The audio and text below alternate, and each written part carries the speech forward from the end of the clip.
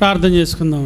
మరి కొన్ని సంగతులు చెప్తాను, ప్రార్థన చేసుకుందాం. మహోన్నతుడైన మా కన్న తండ్రి, దేవా, నీ కుమారుడి ద్వారా కొన్ని బలమైన సంగతులు మాకు వినిపించారు తండ్రి. ఇదిగో నీ పిల్లలు తండ్రి, మీరంటే ఇష్టం కలిగిన పిల్లలు, మీ మనస్సులలో సంగతులు తెలుసుకోవాలని ఆరాటం కలిగిన పిల్లలు, వీళ్ళని బలపరచండి. ఈ చిన్ని సంఘాన్ని స్థిరపరచండి. పనికిరాని మరి జనము కన్నా పనిచేసే బలవంతులే నీకు కావాలి కనుక, కొందరైనా సరే నీ పనికొచ్చేవారు, నీ పనిని నిలబెట్టేవారు, వారికి ఈ మాటల్లో తెలియపరచండి. మహిమ ఘనత ప్రభావాలు మీరే పొందుకోమని వేడుకుంటూ ఈ చిన్ని ప్రార్థన యేసుక్రీస్తు పేరట అడుగుచున్నాము తండ్రి, ఆమేన్. ప్రియమైన దేవుని పిల్లలారా, ప్రతి మనిషి జిమ్కి ఎందుకు వెళ్తాడు అంటే, ఇవి కూడా ఒక 20 సంవత్సరాల కిందటి నుంచే వచ్చాయి ఇవన్నీ. అంతకుముందు ఎక్కడ ఉన్నాయి ఇవన్నీ? ఉన్నాయటి లేవు. అసలు బలవంతులు ఎవరో తెలుసండి? రైతులు. 24 గంటలు సేలు పని చేసుకునే ఉంటారు కష్టపడి. అలాగే బీపీ ఉండదు, షుగర్ ఉండదు. బీపీ షుగర్ వచ్చినప్పుడు బలహీనుడేగా. ఏమండి, రోగాలు వచ్చాయంటే బలహీనులనే కదా అర్థం.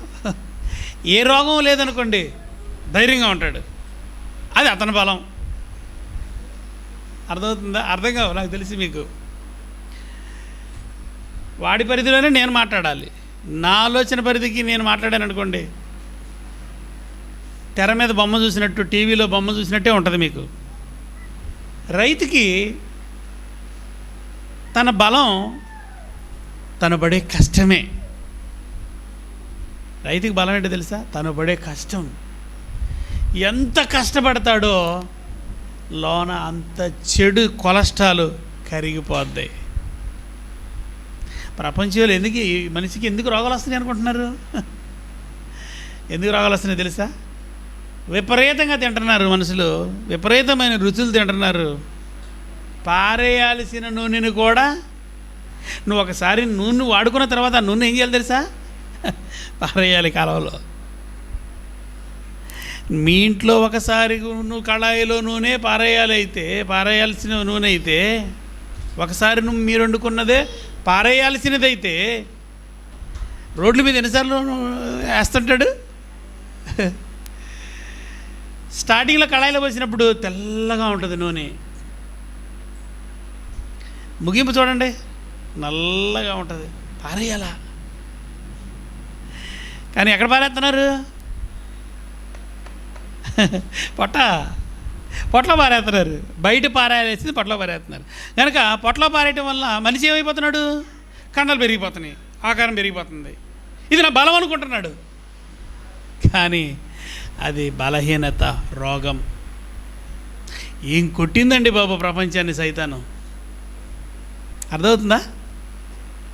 ఎలా కొట్టిందండి బాబు. రైతు పండించిన ధాన్యం మీరు ఎప్పుడైనా మీరు సువార్తకి వెళ్ళినప్పుడు చూసారో లేదో నాకు తెలుసు. ధాన్యాన్ని ఒలిచిన తర్వాత బియ్యం తెల్లగా ఉండదు. ఎలా ఉంటుంది? ఎర్రగా ఉంటుంది. ఎందుకు ఉంటుంది ఎర్రగా? ఎందుకు ఉంటుంది తెలుసా? దేవుడు ఆరోగ్యంగా ఉండాలి, బలంగా ఉండాలి అని పైన బియ్యం పైన పౌడరు, ఫైబర్ పెట్టాడు. ఏమండి, ప్రపంచానికి తెలియదండి, శాస్త్రవేత్తలకు తెలియదు, డాక్టర్లకు తెలియదు. మీరు చెప్పాలండి బాబు. మరి మాకెలా తెలుసు? దైవజనుడి నోట దేవుడు పలికించే మాట. దేవుడు గొప్పవాడు కదండి. తన పక్షాన నిలబడిన వారిని గొప్పగానే లోకాలను చూపిస్తాడు. అందుకే నన్ను మీరు గొప్ప చేసిన ఎడల నేను గొప్ప చేస్తానంటే డబ్బు ఇచ్చేస్తాను, పదవులు ఇచ్చేస్తాను, బంగారం ఇచ్చేస్తానని కాదు. ఇదే మహాజ్ఞానం. దీనికన్నా ఇంక ఇవన్నీ ఎందుకండి బాబు మనకి? ఒక ₹1,00,00,000 ఇచ్చారనుకోండి, మీరు ప్రశాంతంగా నా పక్కన పెట్టుకుని పడుకోగలంటారా? మీరు ₹1,00,00,000 ఇచ్చేళ్ళారనుకోండి, పాస్టర్ గారు తీసుకోండి అని ఏమండి, ప్రశాంతంగా ఎప్పుడైనా వచ్చి ఫ్యాన్ వేసుకొని కాసేపు పడుకుంటానండి ప్రశాంతంగా. ఇక్కడ మీరు ఇచ్చిన ₹1,00,00,000 పక్కన పెట్టుకుంటే నాకు నిద్ర వస్తుందా? ఎందుకు రాదు? పాస్టర్ గారి దగ్గరే ₹1,00,00,000 ఇచ్చారంటని ఎవడికో తెలిసింది అనుకోండి, 5,000 రూపాయలు కూడా మనిషిని చంపేస్తున్నారు లేదా అంటే 5,000కే మనిషిని చంపేస్తున్నారు. మరి ₹1,00,00,000 ముద్దులాడతారా? కనుక దీనికోసం నన్ను చంపేస్తారని విషయం నాకు తెలుసు. తెలిసినప్పుడు నీళ్ళ నిద్రపోతాను. చూడండి, ఇదెందుకు మనకి? బలహీనులుగా మరణం తర్వాత బతుకు లేదనే బలహీనమైన దశలో ప్రపంచం బతుకుతుంది. అలాంటి వారిని బలపరిచే జ్ఞానం దేవుడే ఇవ్వాలి, దేవుడే చెప్పాలి ప్రపంచానికి. కనుక కష్టపడే రైతు, బాగా కష్టపడే రైతు ఆరోగ్యంగా ఉంటాడు. ఏమి తిన్నా. పూర్వీకులు 100 ఏళ్ళు బతికారు, 120 సంవత్సరాలు బతికారు, 110 సంవత్సరాలు బతికారు. ఎందుకు చెప్తున్నారంటే దేవుడిచ్చిన ఈ ధాన్యం, ఈ అన్నం పైన తౌడు అనే పదార్థం ఉంటుంది. తౌడు, ఫైబర్, ఈ పదార్థం ఉంటుంది. అది ఆరోగ్యకరమైనది, శరీరానికి ఆరోగ్యకరమైనది. అది దేవుడిచ్చింది. దేవుడిచ్చిన ఆరోగ్యకరమైన ఎరుపు లాంటి రంగుని సాతాను తీసేసి పాలిష్ పెట్టి తెల్లగా అందముగా దించింది. సైతాన్ పెట్టింది వీళ్ళ బుర్రల్లో. మరి ఇంకెవరు పెడతారు? వీళ్ళకి అంత బుర్ర ఉందేటి? దీన్ని పాలిష్ పెడితే తెల్లగా వస్తుంది అనే బుర్ర ఎక్కడుంది మనిషికి? ఆడెట్టాడు. అందుకే ఈ మిషన్లు కనుగొన్నారు. పూర్వీకులు ఈ మిషన్లు లేవు కదా. పూర్వీకులు ఏం చేశారు? ధాన్యం తెచ్చుకొని రోట్లో పోసుకొని పెద్ద పెద్ద కర్రలు ఉండేవి, ఆడిలతో దంచేవాళ్ళండి. రోకలే ఆడిలతో దంచి దంచి దంచి చెరిగేవాళ్ళు. పొట్టు మాత్రమే పోయేది పక్కకి, లోనున్న ధాన్యం అలా పక్క వచ్చేది. ఎంత ఆరోగ్యం అండి బాబు. మీరు నా మాట నమ్మకపోతే, మనిషి దేవుడు మాట నమ్మడు కదా మనిషి. అవునండి, దొంగోడు మాటే దేవుడు మాట కదా స్వీకరించే ఈ ప్రపంచం దేవుడు మాట నమ్మదు కదా. కనుక నమ్మని మీరు ప్రాక్టికల్గా ఒకటి చేసి చూడండి. ఒక వారం రోజులు పాలిష్ పట్టని బియ్యం తిని చూడండి. ఉదయాన్నే ఎంత ఫ్రీగా ఉంటుందో మీకు అర్థమవుతుంది. అంటే దానిపైన చేస్తుంది అన్నమాట. సైతాను మనిషిని చంపటమే కదండి. ఏదేను వనం నుంచి మనుషులు చంపటమే కదా వాడి ప్లాను. కనుక అందము ఆరోగ్యం అన్నాడా దేవుడు? మోసం అన్నాడా? అందము మోసం అన్నాడు దేవుడు. అందము మోసం, సౌందర్యం వ్యర్థమరా బాబు. అందము మోసం అన్నాడు దేవుడు. అందము మోసం అన్నాడు కనుక దాని మీద ఆలోచన చేసింది. పరికరాలు కనుక్కోండి, ధాన్యం ఆడించండి, తెల్లగా పాలిష్ పట్టండి, ఆరోగ్యకరమైన ఆ తౌడు, ఆ పైన పొడి పదార్థం అంతా తీసి గేదెకేసేయండి అంది. ఇదంతా తీసుకెళ్ళి ఎక్కడ వేస్తున్నారు? దాని మీద ఉన్న బియ్యం మీద ఉన్న బలాన్ని తీసుకెళ్ళి ఎక్కడ వేస్తున్నారు? గేదెలకి వేస్తున్నారు. గేదిక గడ్డి దానికేరా, నేను నీకు ఇచ్చిన ఆరోగ్యకరమైనది నువ్వు తినరా అని దేవుడు చెబితే సాధారణ చెప్పింది తెలుసా? ఈడు ఆరోగ్యంగా ఉంటే ఎక్కువ కాలం బతికుంటాడు కనుక దేవుడిచ్చిన ఆయుష్కాలానికి ముందే ఈయన్ని లేపేయాలని ఆడి ప్లాన్ చూడండి. ఆడి ప్లాన్లే కదా మీరు ఇవన్నీ. సాతాను తంత్రములను ఎదిరించుటకు శక్తి కావాలన్నాడు కదా వాడిందాక. ఏది శక్తి? ఇదే శక్తి. ఇదేనండి శక్తి. ఎదిరించడం అంటే అర్థం ఏంటి? ఇదే శక్తి. నిజం చెప్పాలి సమాజానికి. సాతాను అబద్ధం చెప్పింది, మాయ చేసింది, మోసం చేసింది, మోసంలో పయనింపజేస్తుంది ప్రపంచాన్ని. దేవుడిచ్చిన బలాన్ని బలహీనపరిచింది మనిషిని. దేవుడి మీద నమ్మకాన్ని చెరిపేసింది మనిషికి.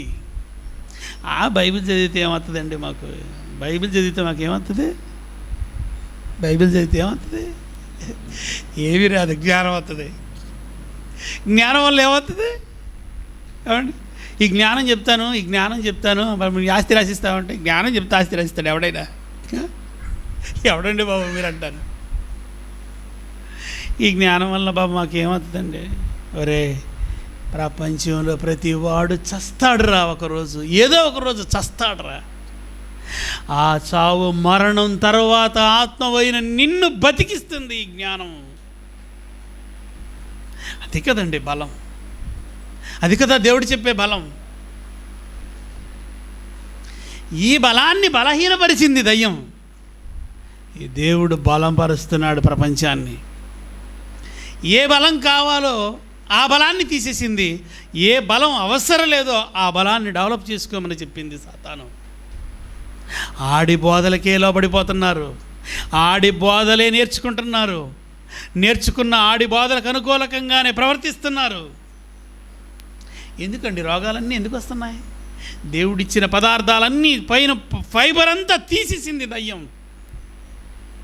మినువులు ఉన్నాయి అనుకోండి, మినువులు తెలుసు కదా మీకు. ఇప్పుడు మినువులు, మినప్పప్పు, తాలింపు గింజలు తెల్లగుంటాయి, పోపు గింజలు, అది మినప్పప్పు. అది మినువుకి ఒక కాయ ఇచ్చాడు దేవుడు. ఆ కాయ ఒలిస్తే లోన 8-9 గింజలు ఉంటాయి చిన్నగా నల్లగా, అవి మినువులు. అవి నానబోసేది చిన్నప్పుడు మా అమ్మ, తెల్లారి రుబ్బేది, ఆయిటి కుడు అని కుండలో పెట్టేది. ఆయిటి కుడు అని కుండలో పెట్టేదండి మాకు. ఆయికుడు అంటే అర్థం ఏంటి? ఆవిరి మీదే ఉడుకుతుంది లోన. కుండలో సగం నీళ్లు పోసి ఆ నీళ్ళల్లో ములగని ఒక గిన్నె పెట్టి ఆ గిన్నె మీద ఈ పిండి పెట్టి గుడ్డలో రుబ్బిన ఈ పిండి గుడ్డలో వేసి ఒక కర్చీపు లాంటి దాని మీద దీనిని చుట్టి పైన మూట చిన్న దారం కట్టి ఈ లోన నీళ్ల మీద ఉన్న గిన్నె మీద పెట్టి పైన మూత పెట్టి ఉడికించేది. దాని పేరే ఆయికుడు. అది తిన్నప్పుడండి ఎంత బలం, ఎంత ఆరోగ్యం ఉండేదండి బాబు. ఒకసారి మా అమ్మ ఊరు వెళ్ళిపోయింది అనుకోండి, మాకు భోజనం లేకపోయినా ఆరోగ్యంగానే ఉండేవాళ్ళం. ఎక్కడదా బలం? దేవుడు పెట్టిన బలం అది. ఆ బలం ఉందా ఇప్పుడు? ఆ బలం ఉందండి. ఏది? సాతాను తీసేసింది, సైతాను తీసేసింది బలం. వీళ్ళని బలహీనులు పరచాలి. దేవుడిచ్చిన ఆయుష్కాలానికి ముందే వీళ్ళని మరణానికి నడిపించాలి, మృత్యువుకు తరలించాలి. సాతాను తెలివితేటలు, సాతాను తంత్రాలు. కంటికి చూపు అందమైనదిగా తీసుకో, అదే కదండి మరణం అనేది, మృత్యు అనేది తెలియనప్పుడు దేవుడు తన స్వరూపంలో వచ్చిన ఆదామవ్వలలో వాళ్ళకి మరణం అనేది అదామే అర్థం తెలియదు. వాళ్ళకి దేవుడిలో నుంచి వచ్చిన వారికి మృత్యువా, మరణమా? పండును తీసుకొని తిను అని చెప్పింది. ఈ పండు తినొద్దని దేవుడు చెప్పాడు. సాతాను నువ్వు ఆ పండు తిను అని చెప్పింది. ఆ పండు తింటే బలం ఉందని చెప్పింది. ఆ బలం ఏంటో తెలుసా?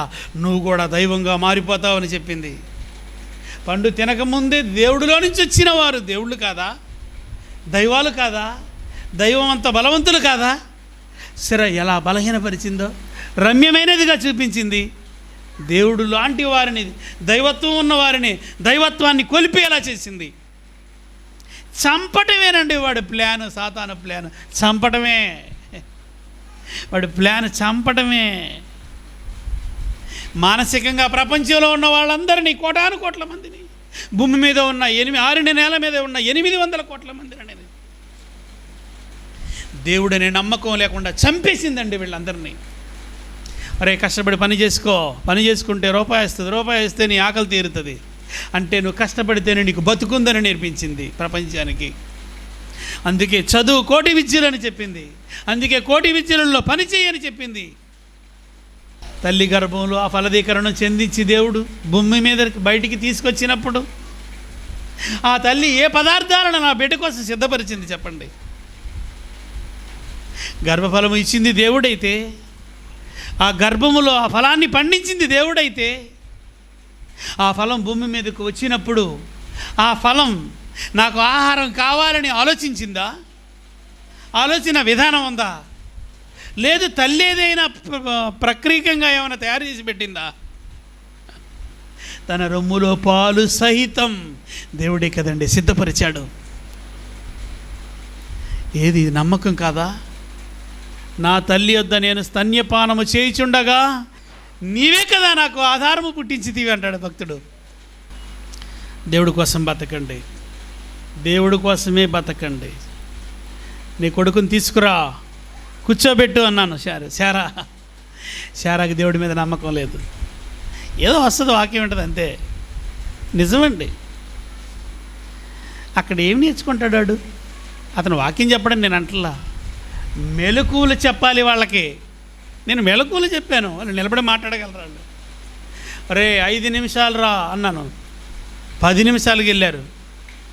రే 10 నిమిషాలు దాటొద్దురా అన్నాను, పావు గంటకి వెళ్ళాడు. చూసారా మాటలు, చూడు ఎలా మాట్లాడుతున్నారు. గర్భఫలం దేవుడిచ్చాడు. ఎందుకో తెలుసా? ఆ ఫలం ద్వారా దేవుడు మహిమపరచబడాలని లోకంలో. తల్లి ఏమో ఒక చోట, పిల్లేమో ఇంకొక చోట. అంటే 2 కావాలన్నమాట నీకు. శారా ఏమనుకున్నా ఉన్నది మాట్లాడతానండి నేను. ఏదో అనుకుంటుంది, అనుకోనండి, ఉన్నది నిజమేగా. నీ బిడ్డ ఎక్కడుంటే నువ్వు అక్కడే ఉండాలి. నువ్వు మానే, నువ్వు రాకు. అది కదా ప్రేమ.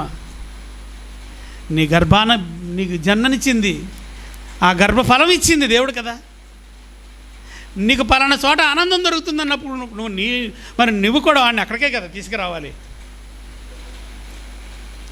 బలహీనపరుస్తుందండి బాబు ఎవరిని? బైబిల్ పట్టుకున్న వారి సైతం. ఇంకెవరండి బలవంతులు చెప్పండి లోకంలో? పిల్లలతో పాటు నేర్చుకుంటాడు వాడు వాక్యం. వాళ్ళు ఏం చెప్తున్నారు, వీళ్ళు ఏం చెప్తున్నారు, వీళ్ళు ఏం చెప్తున్నారు. ఇప్పుడే పడాలి బీజం. వయసు మీద పడిందా?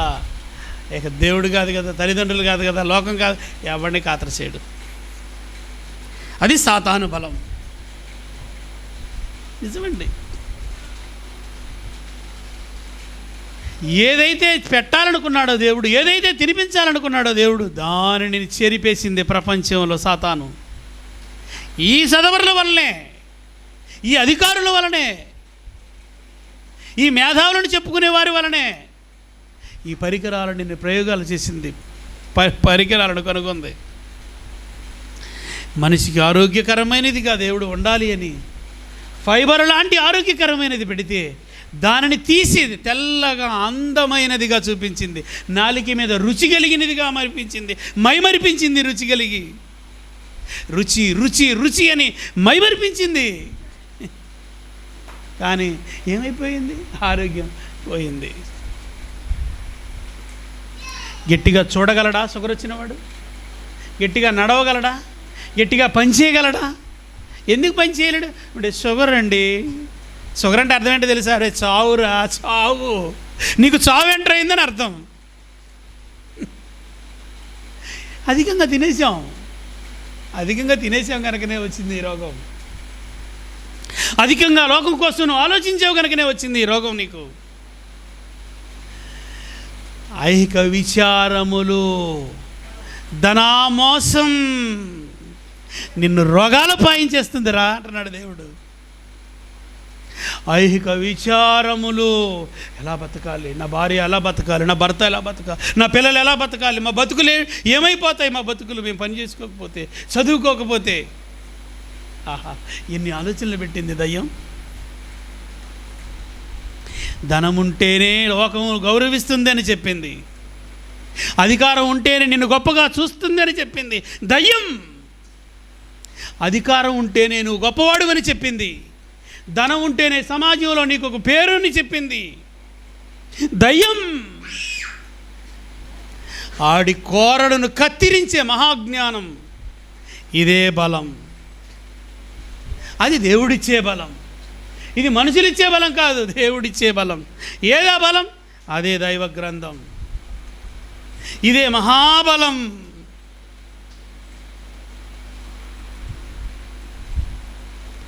ఈ బలాన్ని స్వీకరిస్తాడా మనిషి?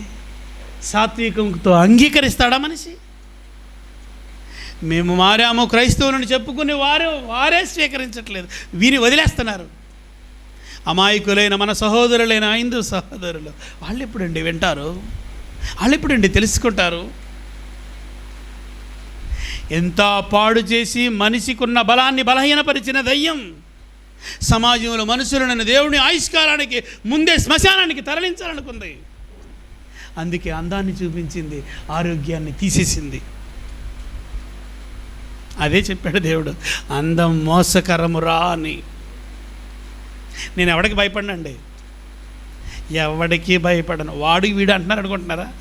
దేవుడి కన్నా ఎంత గొప్పవాడైతే నాకేటి, ప్రపంచంలో ఆడు ఎంత గొప్పవాడైతే నాకేటి, దైవాన్ని కాదనేవాడు.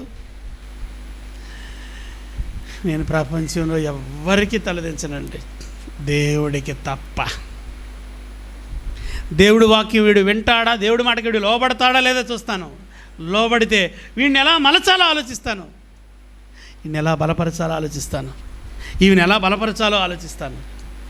వినకపోతే చెప్పి వదిలేస్తాను. ఆపద వచ్చినప్పుడు వాళ్ళే వస్తారండి. అప్పుడు నేను విన్నావు, నా తండ్రి దగ్గర నువ్వు నటించావు కదా, ఆయన జ్ఞాపకం చేసుకోవడం నాకు తెలుసు.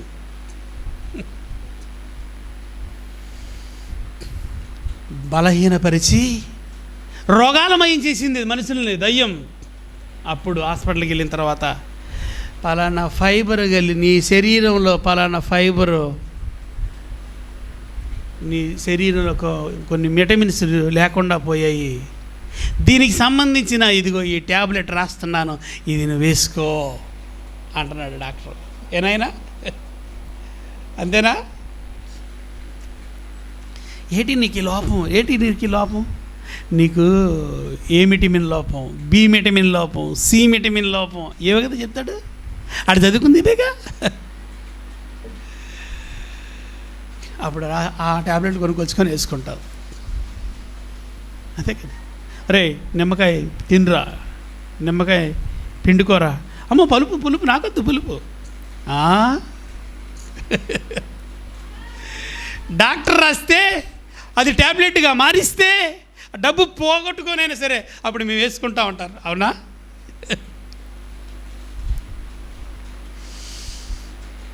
ఏదండి బలం? ఏ బలం కావాలండి? సమాజం బతకాలంటే ఏ బలం కావాలి సమాజానికి?